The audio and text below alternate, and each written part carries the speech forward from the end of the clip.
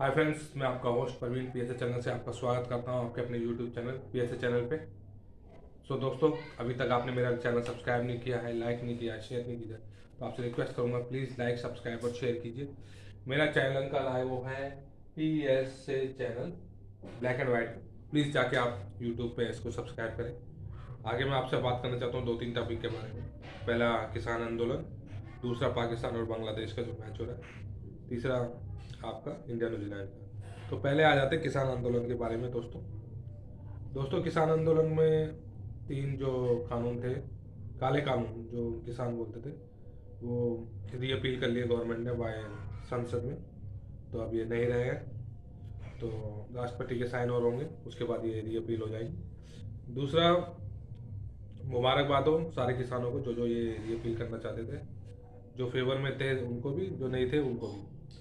दोस्तों, दूसरा मेरा है राकेश तक्कर साहब का मैं इंटरव्यू देख रहा था, तो कह रहे 26 जनवरी तक ये सारे एमएसपी वगैरह भी कर लेने, तो धमकी टाइप की दे रहे थे। तो ये लोगों को देखना चाहिए कि ये किस तरह की पॉलिटिक्स हो रही है। कल को कोई आके आ जाएगा, आरक्षण चाहिए हमें, इस जाति का प्राइम मिनिस्टर होना चाहिए, कल इस जाति का मुख्यमंत्री होना चाहिए, कल इस जाति का इस कमिश्नर होना चाहिए, बैठ जाएंगे धरने में, तो हम ये करेंगे। ब्लैकमेल जितना होगी ना सरकार उतना ही दबाएगी। ब्लैकमेल नहीं होना चाहिए, और गवर्नमेंट और हमको जो आम लोगों को भी ये सोचना चाहिए, अगर हम ब्लैकमेल करेंगे तो और लोग भी ब्लैकमेल कर सकते हैं। ओबीसी तो चेतावनी दे ही दी है, शाहीन बाग बनाएंगे इसके बाद, किसानों के आंदोलन के बाद। तो आप देख लीजिए कैसा क्या होता है क्या नहीं होता। दूसरा, इकोनॉमिक पॉलिसी जो है मोदी सरकार की बहुत ही ख़राब है। चाहे एफडी के इंटरेस्ट रेट हो, बैंकिंग सिस्टम हो, चाहे आप किसी पेट्रोल को ले लीजिए, सब्जी के दाम को ले लीजिए। तो इस इलेक्शन में अगर मोदी ये इलेक्शन जीतेंगे इन स्टेट्स में, तो अपनी पॉपुलैरिटी की वजह से जीतेंगे, अपने काम की वजह से नहीं जीतेंगे। क्योंकि उनकी इकोनॉमिक पॉलिसी को मैं कभी फेवर नहीं करता हूँ। वैसे जो पॉलिसी होती है उनकी इंटरनल एक्सटर्नल वगैरह की, देश के रिलेटेड, सिक्योरिटी को रिलेटेड, उसकी मैं ज़रूर हामी भरता हूँ कि वो सही करते हैं, मगर इकोनॉमिक पॉलिसी में मैं उनके साथ नहीं हूँ। इकोनॉमिक पॉलिसी बहुत बेकार है। तो दोस्तों, आगे बढ़ते हैं। आगे बढ़ने से पहले मैं आपको बोलना चाहूँगी, अगर आप ये पॉलिसी देखें, दोनों तरफ देखें, इकोनॉमिक पॉलिसी मोदी सरकार की प्लस जो हो रहा है इंडिया में, उन दोनों को अपना बेस बना के आप आगे वाले इलेक्शन में वोट कीजिए। जो आपको ठीक लगता है उसको वोट कीजिए। इकोनॉमिक पॉलिसी भी देखना जरूरी है और इंडिया की सुरक्षा भी देखना जरूरी है, दोनों चीज़ें जरूरी है। उसी हिसाब से हमें आगे बढ़ना अपनी कंट्री के लिए। दूसरा दोस्तों, इंडिया और न्यूजीलैंड का मैच हुआ। रियाने की कैप्टनसी ना बैटिंग में चल रहा ना कैप्टनसी में चल रहा।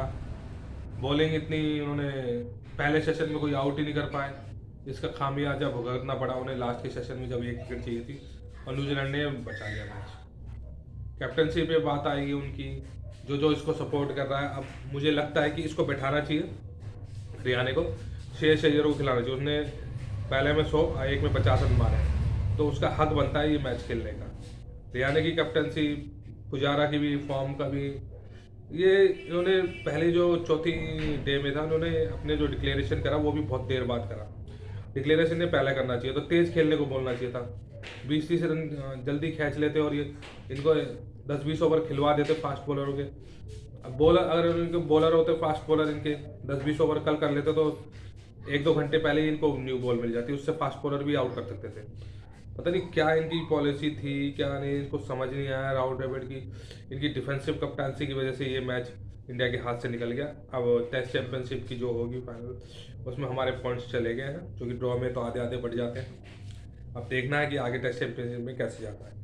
मैं फिर भी बोलूँगा, कैप्टनसी बहुत बुरी रहने की, ना बैटिंग ना फॉर्म। अब इनको सोचना चाहिए टीम इंडिया वालों को, किसको रखना है कि नहीं रखना, ये बहुत ज़रूरी है। और हाँ, मैं बताना भूल गया आपको, आज आईपीएल रिटेंशन का पता चल जाएगा, कौन प्लेयर किस फ्रेंचाइजी ने रिटेन करे हैं। 4 प्लेयर का स्लैब है, या तो आप 2 देसी खिलाड़ी, 2 फॉरनर खिलाड़ी रख सकते हैं, या फिर 3 आप देसी और 1 फॉरनर खिलाड़ी रख सकते हैं। तो ये देखना पड़ेगा हमें कि कौन सी टीम आपको आईपीएल की टीम रिटेंशन पे रखती है अपने प्लेयरों को। ठीक है, बाकी फिर इनका तो ऑक्शन चलेगा ये प्लेयरों का कि कौन कितने पे जाता है।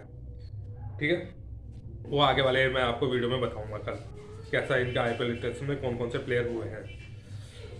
तीसरा दोस्तों पाकिस्तान और बांग्लादेश का मैच हुआ। पाकिस्तान और बांग्लादेश के मैच में इन्होंने पाकिस्तान ने पकड़ पाई, ओपनर अच्छे खेल रहे हैं इनके। जहाँ तक कि आज 70-80 रन जो चाहिए होंगे वो पाकिस्तान जीत जाएगा। मगर ये सोचने वाली बात होगी कि ऐसे टीमों के खिलाफ अगर रिटेंशन ये चैंपियनशिप में आएगा। और मैंने आज कल एक बात नोट करी, मैं जब देख रहा था उसका शहनशाह अफरीदी, नहीं शहनशाह नहीं, शाहीन अफरीदी, सॉरी मैं गलत नाम ले लेता हूँ। शाहीन अफरीदी की जितने भी 5 विकेट लिए सारे के सारे जिम्बाब्वे, कीनिया, वेस्ट इंडीज़ इनके खिलाफ, Kenya sorry West Indies, Bangladesh इनके खिलाफ ही लिए, कोई बड़े उनके खिलाफ नहीं लिए उन्हें। और 3 साल से बाबर आजम ने 100 नहीं मारा है टेस्ट मैच में।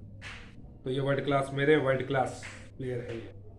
तो ये आप ज़रा ध्यान में रखें किसी को कंपेयर करते हुए विराट कोहली से। और दोस्तों आगे आप देखते रहेंगे मेरा शो, जैसे जैसे टॉपिक आएंगे मैं उस पर बनाता रहूँगा। कल रिटेंशन के बारे में बताऊँगा आपको, क्या क्या रिटेंशन चल रहा है उसमें इंडिया में। साउथ अफ्रीका में कोविड चल रहा है, उसमें इंडियन गवर्नमेंट ने बोला है कि साउथ अफ्रीका, बीसीसीआई ने बोला है कि साउथ अफ्रीका की सीरीज चालू रहेगी। अब ये देखना है कि वहाँ कितना ख़राब चल रहा है, क्योंकि मुझे नहीं लगता कि प्लेयर का रिस्क लेना चाहिए अगर वहाँ पे ज़्यादा कोविड है। क्या विदाउट प्लेयर ग्राउंड में खेलेंगे, विदाउट प्लेयर ग्राउंड में तब भी थोड़ा वो रहेगा ना, डर रहेगा। विदाउट प्लेयर ग्राउंड में तो आईपीएल के भी बंदे खेले थे, पर ये हो सकता है कि इनकी टीम में बंदे कम होंगे ना, वहाँ तो 7-8 टीम खेल देती है, यहाँ अकेले 2 ही टीम खेलेंगे। चलो देखते हैं दोस्तों क्या होता है, वो गवर्नमेंट क्या बोलती है, क्या पॉलिसी अपनाती है साउथ अफ्रीका सीरीज़ के लिए।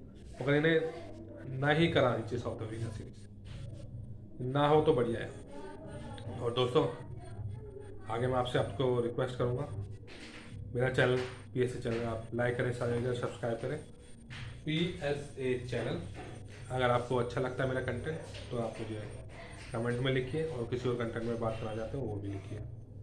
और अगर आपको कोई सजेशन है डिबेट के लिए तो मैं वो भी कर सकता हूँ, मैं अरेंज करवा रहा हूँ किसी से डिबेट के लिए। मगर जैसे ही वो डिबेट होती है मैं वो डिबेट का भी आपको इस चैनल पे डालूंगा। तो अभी के लिए मुझे विदाई दीजिए, कल मिलते हैं आपको। Take care, good bye.